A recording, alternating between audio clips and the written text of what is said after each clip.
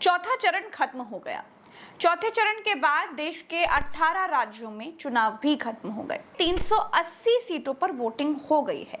अब केवल 163 सीटों पर वोटिंग होनी बची है। तो सबसे बड़ा सवाल ये है कि बीजेपी इन 380 सीटों में आखिर कितनी सीटें जीत रही है? बहुमत आ रहा है या फिर मोदी को झोला उठाकर जाना पड़ेगा? तो दोस्तों, चौथा चरण बीजेपी का सबसे मजबूत चरण था और चौथे चरण में देश की जनता ने कमाल कर दिया। जनता के आगे बीजेपी खिसियाई हुई दिखाई दी। हैदराबाद में बीजेपी की प्रत्याशी माधवी लता मुस्लिम महिला वोटरों के बुरखे चेक करती हुई नजर आई। ये देखिए, महिला पुलिसकर्मी मैडम के साथ हैं, फिर भी मैडम मुस्लिम महिलाओं के बुरखे चेक कर रही थी। अब मुझे एक बात समझ में नहीं आती कि जब जब बीजेपी हारती है तो मुस्लिम महिलाओं के बुरखे आखिर क्यों चेक करती है, जब आज तक ऐसा नहीं हुआ कि बुरखे के भीतर किसी संदिग्ध को पकड़ा गया हो। किसी मुस्लिम महिला का बुरखा चेक करने का अधिकार किसी प्रत्याशी को तो नहीं है, किसी पुलिस अधिकारी को भी नहीं है। आईडी चेक करने का अधिकार वोट डलवा रहे बूथ अधिकारी का होता है। प्रधानमंत्री खुद भी किसी की वोटर आईडी चेक नहीं कर सकते। दोस्तों, खिसियानी बिल्ली खंबा नोचती है और हारती हुई भारतीय जनता पार्टी मुस्लिमों पर अपनी खींच निकालती है। तो कुल मिलाकर कहने का मतलब यह है दोस्तों कि ओवैसी ने गोदी मीडिया की प्यारी माधवी लता को बहुत बुरी शिकस्त दी है। आगे बढ़ते हैं।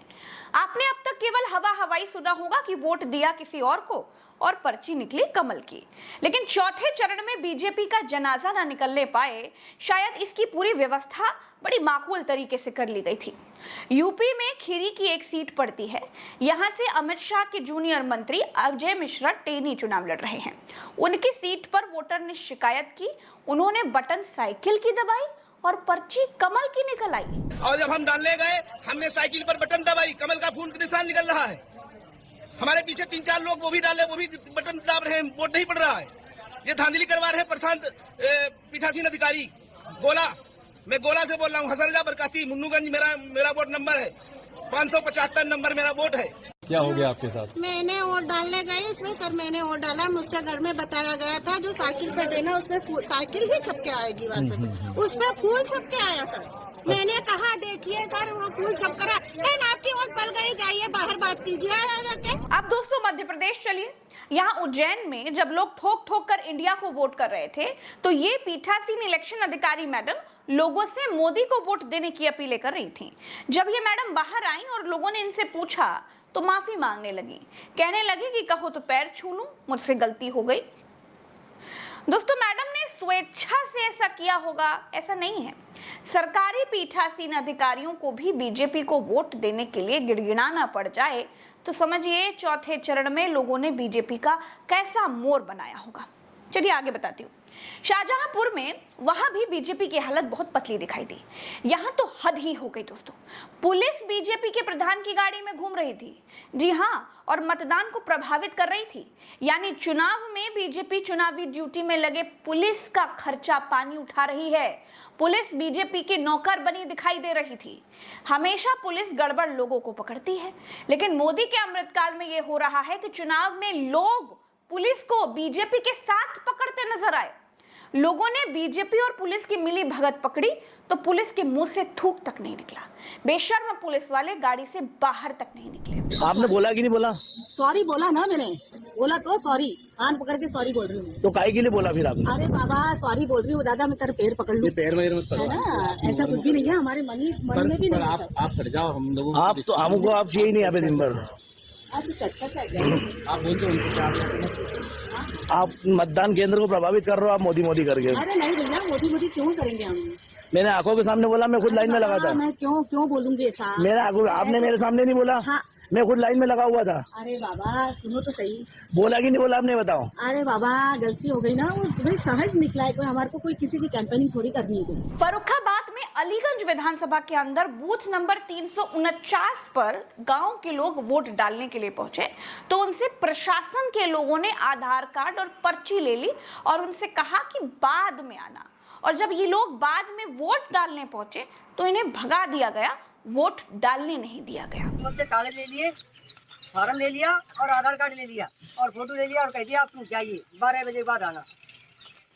बोले 12 बजे के बाद पड़ ही जाएंगे वोट, फिर कौन जाएगा मेरे गांव का? कितने वोट हैं आपके गांव के? 350 वोट होंगे, 350 वोट होंगे। एक भी वोट उन्होंने डालने नहीं दिया। हम साइकिल के समर्थक हैं। 500 वोट इस गांव में एक दो नहीं, करीब 300 से 500 वोट थे। दोस्तों आपको दिखाते हैं वो सीट जो इस चरण की सबसे हॉट सीट रही, कन्नौज। यहाँ सपा अध्यक्ष अखिलेश यादव खुद चुनाव लड़ रहे हैं।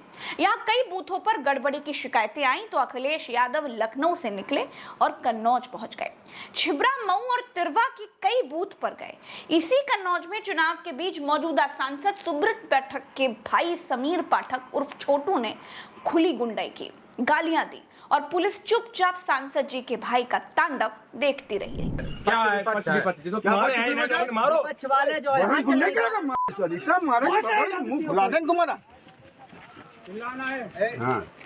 कितना मारा बताओ, कितना चलाओ, इनने मारो राहुल, यहाँ मारो मैं पकड़ा इनका भाई राहुल, इसने मेरी उंगली ऐठी 3 बार।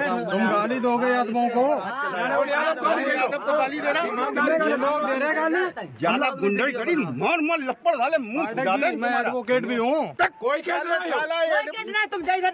अरे कोई दिक्कत नहीं, गुंडाई करोगे, एडवोकेट के नाम पे गुंडाई करोगे? आप बोलिए पाठक जी, आप बोलिए। हाँ आप एडवोकेट के नाम पे गुंडाई करोगे? आप बोलिए, आप बोलिए। लाइव चल रहा है, लाइव चलाओ, हमारे सब लाइव चल रहा है, वीडियो बनाओ, सब लाइव चल रहा है। आप लोग रोकना मत, बिल्कुल इस तरह गाली गलौज सब होने दो आप। हाँ ठीक है।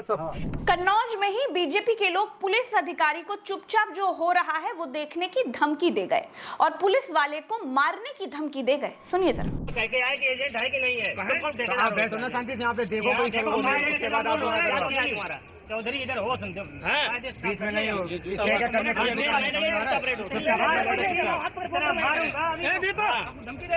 दोस्तों झारखंड की तस्वीर ने तो और भी ज्यादा हैरान कर दिया। यहाँ एक लोकसभा सीट है सिंहभूम। इस सीट पर बीजेपी ने मोदी की फोटो लगी हुई पर्चियां बांटी। ये पर्चियां लेकर वोट डालने जा रहे थे लोग। अब आप पूछेंगे, हे भगवान, चौथे चरण का चुनाव इस तरह से हुआ तो चुनाव आयोग कहाँ था? तो दोस्तों हम ये कह सकते हैं कि भारत के चुनाव आयोग का अब इंतकाल हो चुका है। दोस्तों इसी तरह का ब्रेकिंग न्यूज रोजाना देखने के लिए हमारे YouTube चैनल को सब्सक्राइब जरूर कीजिए और बेल आइकन नोटिफिकेशन दबाना ना भूलिए। दोस्तों आप लोगों ने देखा कि किस तरह से लोकतंत्र की हत्या की जा रही है, किस तरह से भारत देश में तानाशाही चल रही है।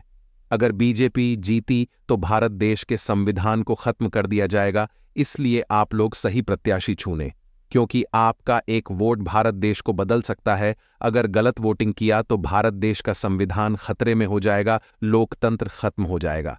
तो दोस्तों आप लोग सही फैसला लीजिए, सही पीएम बनाइए। तो चलिए मिलते हैं और किसी वीडियो में, तब तक आप अपना ख्याल रखें। जय हिंद, जय भारत।